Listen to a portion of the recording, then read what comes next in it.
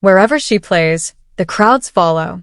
And standing here now, on the edge of what is about to happen at Wimbledon this year, I cannot stop thinking about what it is going to feel like, the atmosphere, the noise, the electricity, when she walks out for her opening match.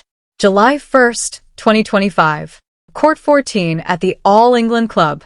A 20-year-old Filipino wild card named Alexandra Eala wins the first set against Barbara Krejcikova, a former Wimbledon champion.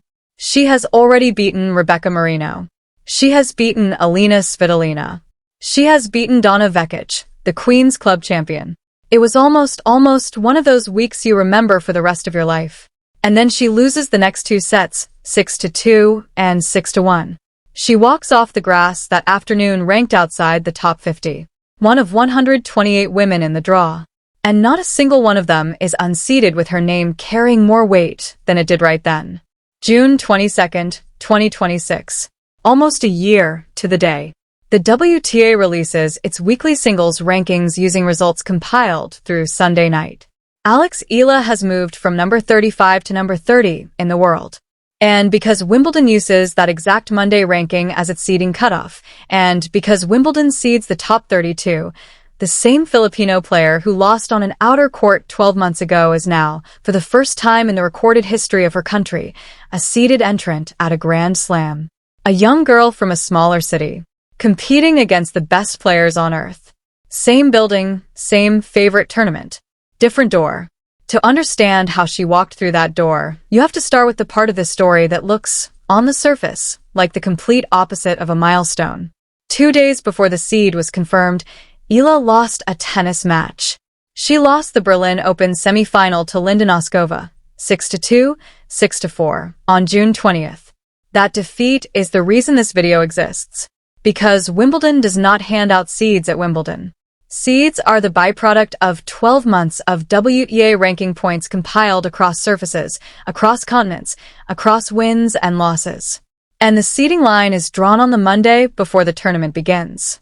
Eala finished Berlin with 125 net points added to her ledger, bringing her to 1,557 career ranking points and settling at world number 30. The provisional draw released that same Monday lists her as the 29th seed, bumped up one slot after Canada's Victoria Mboko withdrew with a left knee injury. The official Wimbledon draw arrives the weekend of June 27th and 28th. The tournament itself runs from June 29th through July 12th. Now sit with the structural strangeness of that for a moment. Because if you grew up watching tennis in the Philippines or anywhere else where the sport is not the dominant national pastime, you are conditioned to read defeat a certain way. You are conditioned to read it as the end of a sentence. Eala lost to Noskova in Berlin. That was her second consecutive loss to Noskova in 2026. The first was a 6-2, 6-0 demolition at Indian Wells back in March. And before this month, according to Phil Starr's reporting, Eala carried in 0 and 13 lifetime record against Czech players. 13 losses. No wins. Not one. That is the kind of statistic that hardens into a narrative. That becomes the thing commentators reach for during changeovers. A ceiling they keep pointing at. So when she walked off the Berlin court on Friday, June 20th, the most recent emotional data point in her career was, technically, another loss to a Czech player. The headline could easily have been written about limitations. About a player who beats top 10 opponents in the early rounds and then collides with a wall in the semifinals. That is not the headline that ran on Monday. The headline that ran on Monday was that she had become the first Filipino player ever seeded at a Grand Slam main singles draw. Both things are true at the exact same time. The loss and the milestone arrived in the same press cycle. And the script you are sitting inside of right now is the work of untangling how those two things are not contradictions. How, in fact, the first thing produced the second. Let us walk the evidence. On Monday, June 22nd, Eala rose 5 spots in the WTA rankings, from 35 to 30. She gained 125 net points. The Wimbledon seed cutoff is the top 32. She cleared it by 2 slots. And the players she leapfrogged in a single week tell you precisely how thin the line is between being seeded and being unseeded at a Grand Slam. Hailey Baptiste of the United States, sitting at 31. Emma Raducanu of Great Britain, at 32. Donna Vekic of Croatia, at 33. Katarina Siniakova of the Czech Republic, at 34. Emma Raducanu, a U.S. Open champion, is now sitting one rung below Eala on the ladder. That is the margin we are talking about. One exceptional week. Against the right opponents. On the right surface. And the entire architecture of your summer changes. The points did not come from Wimbledon. They came from a surface that, by every reasonable expectation, should not be Eala's surface. She is a product of the Rafa Nadal Academy in Mallorca, an institution built on clay and hard courts. Grass has historically been the foreign language of academy graduates raised on slow, high-bouncing surfaces. And yet her 2026 grass court record stands at 9 wins and 2 losses. That run was headlined by her second career WTA title at the Birmingham Open on June 7th, a 3-set battle over Nikola Bardonkova, 5-7, 6-3, 7-5. According to Phil Starr, that title broke her reported 0 and 13 streak against Czech opponents. That is a single source figure, so treat it as reported rather than confirmed gospel. But the symbolic weight of it is undeniable. Her first career title on grass. Against the surface narrative. Against the head-to-head pattern. Against everything that was supposed to define the ceiling. And then came Berlin. Berlin is where the seed was actually built. Eala entered the Berlin Open as a wild card. A tournament debutante at a WTA 500 event. In the round of 32, she defeated Donna Vekic, one of the 4 players she would eventually leapfrog in the rankings. In the round of 16, she defeated Elena Rybakina, the world number 2, 7-5, 6-4. In the quarterfinal, she defeated Elena Svitolina, the world number 8, 6-3, 6-4. 2 top 10 wins in consecutive matches at a WTA 500 event. The WTA's own match recap described it as her first ever WTA 500 semifinal. ESPN called the run remarkable and noted she had claimed another massive upset with the Svitolina victory. A meaningful word, because at a certain point in a player's trajectory, beating the 8th-ranked player in the world stops being an upset and starts simply being a result. Eala is in that transitional layer right now. The one where the sport itself has not yet decided which word applies to her. Pause there for a second, because this is the part of the story that gets buried when the headline reduces everything to first Filipino seed. The seed is not a gift. The seed is what you receive when, inside the span of one single week on a surface that was supposed to be your weakness, you defeat the 2nd and the 8th-ranked players in the world back-to-back. That is what 125 points looks like when it lives inside a body of work. That is the arithmetic underneath the milestone. And then she lost. And the losing is what finished the job. The Berlin semifinal against Linda Noskova ended 6-2, 6-4. Noskova is 21 years old, ranked 13th in the world, a serious and dangerous player in her own right. This is not a story about an antagonist blocking Eala's path. This is the story of 2 of the most gifted young players in the world meeting in a semi-final on grass, and one of them going through. But here is the inversion. Here is the climax this entire script has been building toward. The points Eala earned by reaching that semi-final, the points she would not have had if she had been eliminated a round earlier, were the exact points that vaulted her past Baptiste, Raducanu, Vekic, and Siniakova on Monday morning. She did not get seeded despite the loss to Noskova. She got seeded through it. The defeat is not the counter-evidence to the milestone. The defeat is the mechanism of the milestone. The match she did not win is the match that placed her name on the seed line. That is the kind of sentence Filipino sports fans rarely get to write about Filipino athletes in individual global competition. And it deserves to be said slowly. The loss bought the room. Which is why what happens this week, before Wimbledon even begins, matters so deeply. Eala is currently competing at the Bad Homburg Open in Germany as her final tune-up before the Grand Slam.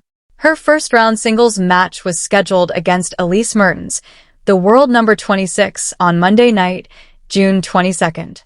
And on Tuesday, June 23rd, she is scheduled to play first-round doubles alongside Venus Williams, A 21-year-old seeded Grand Slam debutante warming up on the same court as a 46-year-old seven-time Grand Slam champion on the very same week the seeding line was announced. If you wanted a single image for what this moment represents, generational continuity made physical, the past and the future of women's tennis occupying the same side of the same net, there it is. Now, on the question of direct quotes, no published reporting has surfaced of verified Eala quote specifically about the seeding moment itself. That absence matters.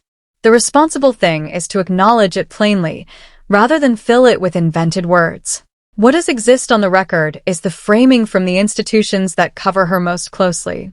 The WTA's own editorial language flagged the Berlin run as her first WTA 500 semifinal and treated the Svitolina victory as a genuine arrival point. ESPN's Berlin coverage on June 19th called the run remarkable and used the word upset for the Svitolina match, a meaningful choice, because that word carries weight at this level. And Rappler, in its June 22nd coverage, framed the moment by writing that Eala has come a long way from only dreaming of playing in the Wimbledon main draw to earning a coveted seed at her favorite Grand Slam. That is Rappler's framing, not a direct Eala quote, and it should be attributed that way. But it captures something the numbers alone cannot hold. In the Philippine sports press, Philstar, Rappler, GMA, Business World, Inquirer, ABS-CBN, the coverage on June 22nd was wall-to-wall. On Filipino tennis Facebook groups, on r/Philippines. The word being used by Kababayan, by countrymen and countrywomen, was historic. They are not wrong. To understand exactly why, you have to understand the format. The 32 seed structure at Grand Slams has existed since 2001. That is 25 years. For slams per year. 100 Grand Slam main draws in the era of expanded seeding. Across all of that history. Across every player the Philippines has ever produced in the Open era. No Filipino player has ever been seeded at a senior Grand Slam main singles draw. Not one. In 25 years. Across 100 tournaments. Until this week. The comparable that travels most widely is Sania Mirza of India, who peaked at world number 27 in singles in 2007 and remains the standard bearer for women's tennis emerging from non-traditional tennis markets. Eala, at 21 years old, sitting at number 30, now occupies roughly the same neighborhood Mirza was in at the absolute peak of her singles career. And Eala has the calendar runway ahead of her that Mirza did not. None of that is meant to crown her before the tournament begins. None of it is a claim beyond what is sourced.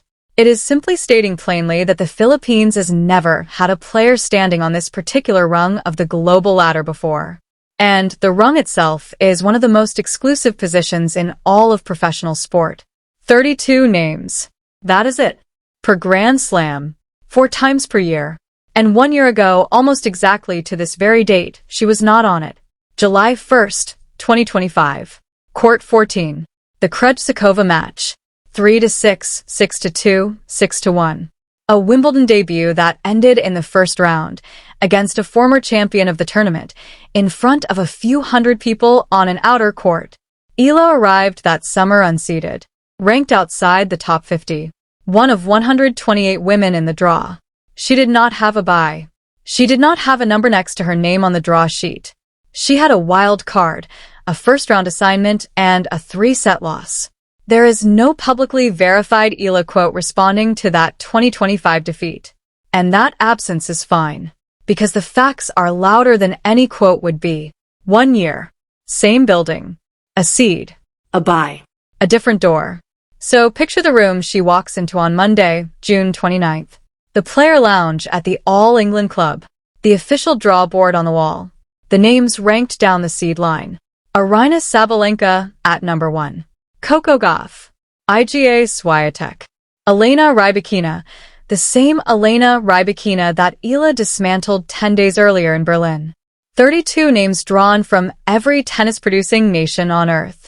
And on that list, for the first time in the history of a country of 110 million people, the name Alex Eala projected at the 29th seed in the provisional draw. The official draw lands the weekend of June 27th and 28th. The precise seed number may shift by a slot when everything is finalized. The seed line will not. She is on it. She is one of the 32. That is the room. Not bigger than that. Not smaller than that. That is the company she keeps now. As of this week. As of June 22nd, 2026. The Wimbledon draw is released the weekend of June 27th and 28th. That is when we find out her first round opponent. Her quarter of the draw. The seeded players she could meet in the second week. If you want that full breakdown the moment it drops, subscribe right now because the next video on this channel will be the complete draw analysis.